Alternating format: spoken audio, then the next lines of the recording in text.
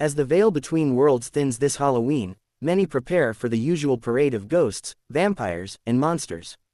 But what if the true horrors haunting humanity are not spirits from beyond the grave, but beings from beyond the stars? For centuries, ancient texts, sacred carvings, and strange archaeological anomalies have whispered of otherworldly visitors who once walked among us. Some came as gods, others as destroyers, and a few, according to eerie modern accounts, may have never left. The ancient visitors. The idea of extraterrestrial contact is not new. In Sumerian tablets dating back over 5,000 years, the gods known as the Anunnaki are described as descending from the heavens to shape mankind. They brought knowledge, agriculture, and civilization, but demanded loyalty and sacrifice in return. Many scholars dismiss this as mythology, yet some ancient astronaut theorists argue these beings were flesh and blood visitors from another world. Their wings, nothing more than advanced flight suits, their heavenly chariots, sophisticated craft. From the Egyptian pyramids aligned precisely with the stars of Orion, to the Nazca lines in Peru stretching across the desert-like interstellar runways, humanity's earliest civilizations seem obsessed with the heavens. Could it be coincidence, or evidence that someone, or something, inspired them? The eerie thought lingers. Maybe Halloween's oldest ghosts were not spirits, but memories of ancient gods with alien origins. Monsters of the sky. Across cultures, there are tales of winged demons, fiery wheels, and glowing eyes descending from the night sky. The Book of Ezekiel describes a wheel within a wheel, accompanied by creatures of unnatural brilliance. In India's Vimanas, celestial chariots are said to have rained down weapons of light, eerily similar to modern descriptions of laser fire and aerial combat. Even in medieval Europe, strange lights and metallic objects were recorded hovering in the skies during plagues and wars. Some chroniclers believed them to be omens from God, while others saw them as demonic signs. Today, we might call them UFOs. But could these sightings be part of a continuous pattern, the same beings that terrified ancient tribes now haunting our modern airspace? Each Halloween, when humanity embraces fear and darkness, it's easy to forget that the most chilling stories might not be myths. They could be history repeating itself, the echo of past encounters with extraterrestrial entities whose motives remain unknown. Modern encounters and abductions. Fast forward to the 20th century. Reports of strange beings returned, no longer in stone carvings or ancient scriptures, but through whispered testimonies and blurry photographs. The 1947 Roswell incident, dismissed as a weather balloon crash, ignited an age of secrecy. Governments scrambled to explain away the unexplainable, while witnesses described bodies, humanoid, small, and gray, retrieved from wreckage unlike any earthly craft. In the decades that followed, abduction stories multiplied. Individuals from every corner of the globe reported being taken by beings of light, subjected to bizarre experiments, and returned with scars or fragmented memories. Psychiatric explanations abound, yet the consistency of these accounts is unsettling. The same bulbous heads, almond-shaped eyes, and cold, mechanical precision appear across cultures, languages, and continents. What if the abductions are not random acts, but part of an ancient agenda, one that began when the gods first altered human DNA? Could the same beings who shaped early humanity now be observing their creation's evolution, ensuring their genetic experiment continues? If so, Halloween's tales of possession and transformation might be primitive interpretations of a far more advanced and horrifying reality. The fear they feed on. Some researchers propose an even darker theory, that these entities harvest more than our DNA, they feed on human fear. Emotional energy, released during moments of terror, may act as a form of sustenance or power. Folklore from every culture supports this chilling concept. The Sumerian Lamashtu, the vampire myths of Eastern Europe, and the shadow people of modern paranormal accounts all share a common thread: predatory entities that thrive on human dread. It's no coincidence, perhaps, that UFO sightings often spike during times of global anxiety, wars, disasters, and pandemics. Just as ancient rituals once sought to appease wrathful gods, our collective fear might still attract unseen watchers from the skies. On Halloween, when millions indulge in fear for fun, the line between fiction and reality grows dangerously thin. Are we, unknowingly, feeding the very entities we've spent millennia trying to escape? Echoes of the unknown. Modern science searches for extraterrestrial life through telescopes and radio signals, yet ancient civilizations may have already had contact. Petroglyphs depicting humanoid figures in helmets, Mayan carvings showing cosmic visitors, and the Dogon tribe's mysterious knowledge of the Sirius star system all hint at forgotten encounters. Perhaps the question isn't if aliens exist, but why they came, and why they might return. If history is any guide, contact rarely ends peacefully. The same angels who taught civilization also brought floods, plagues, and fire from the sky. Whether as gods, demons, or visitors, their presence has always carried both enlightenment and destruction. And if they are returning, as many UFO researchers now suspect, humanity may soon relive its oldest fears under a modern disguise. Halloween, a night of contact. As October 31st approaches, we decorate our homes with symbols of death and fear, reenacting ancient rituals meant to ward off spirits. But what if Halloween's true origin lies not in the supernatural, but the extraterrestrial? The Celts believed Samhain marked the night when the barriers between worlds grew thin. To them, it was the realm of spirits.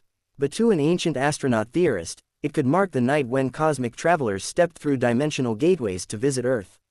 This Halloween, as you watch the flicker of jack-o'-lanterns and the glow of distant lights in the sky, remember, not all visitors wear masks or knock on doors. Some hover silently above, observing, just as they have for thousands of years. And perhaps, in the shadows between the stars, they're waiting for humanity to remember them, not as myths or monsters, but as the true architects of our fear. Because maybe the real horror this Halloween isn't what rises from the grave, but what descends from the heavens. Every Halloween, as the nights grow colder and the world cloaks itself in shadows, humanity turns to ghosts and monsters for its annual thrill. But what if the true horror hiding behind the mask of myth isn't supernatural at all? What if the things we call gods, demons, and spirits were never from the underworld, but from the stars? Across ancient civilizations, eerie similarities connect myths separated by oceans and centuries. The Sumerians wrote of the Anunnaki, divine beings who descended from the heavens to create mankind. The Mayans spoke of gods who arrived in fiery disks, teaching mathematics and astronomy before vanishing into the sky. Even the Dogon tribe of West Africa described celestial beings from Sirius, long before modern science confirmed Sirius has a hidden companion star invisible to the naked eye. Coincidence, or the lingering memory of visitors from another world? Ancient astronaut theorists believe these beings were not spirits, but advanced extraterrestrials who once influenced the dawn of civilization. The Egyptian pyramids, precisely aligned with the constellation Orion, might have served as both tombs and transmitters, cosmic beacons to guide their return. The Nazca lines in Peru, stretching for miles across the desert, resemble landing markers when viewed from above. To ancient farmers, they were offerings to the gods. To modern eyes, they look suspiciously like an alien runway. Even the Bible holds clues. Ezekiel's vision of a wheel within a wheel, surrounded by flashing lights, sounds more like a spacecraft than a chariot of angels. Similar imagery appears in Hindu epics, where the Vimanas, flying chariots of the gods, fought epic sky battles using beams of light that scorched the earth. Were these poetic metaphors, or eyewitness accounts of technology so advanced it appeared magical? And if these beings came to teach and guide humanity, why did they vanish? Perhaps they didn't. Perhaps they merely went into hiding, beneath the ground, beneath the sea, or even within another dimension. Some theorists suggest their influence never ended, it only changed shape, evolving from worshipped gods to feared aliens. On Halloween night, when the veil between worlds is said to thin, perhaps humanity's oldest fear resurfaces, not the dead, but those who were never quite human at all. Part 2. The Return of the Watchers. As modern eyes scan the skies for UFOs, eerie echoes of ancient legends continue to resurface. Since the mid-20th century, stories of flying saucers, abductions, and strange lights in the heavens have grown too numerous to dismiss as coincidence. But what if these modern sightings are not new phenomena, merely the next chapter in a saga as old as humanity itself? The 1947 Roswell incident marked a turning point. Officially, it was a weather balloon crash. Unofficially, witnesses described metallic debris and humanoid bodies, small, gray, and frail. Decades later, countless people across the world reported encounters with beings matching that same description: enormous heads, black eyes, emotionless faces. Some claim they were taken aboard ships, examined, and returned with scars, both physical and psychological. Could these greys be the modern form of the Anunnaki, returning to observe the species they once engineered? The parallels are unsettling. Ancient carvings show gods manipulating human forms, as if sculpting them from clay, an act eerily similar to genetic engineering. If these beings altered our DNA in the past, might they be continuing the experiment today? But darker theories persist. Some researchers believe these entities feed not on blood or flesh, but on fear itself. Ancient myths describe demons and shadow beings that thrive on human terror. Modern abductees often report paralysis, blinding light, and overwhelming dread, sensations that seem orchestrated rather than accidental.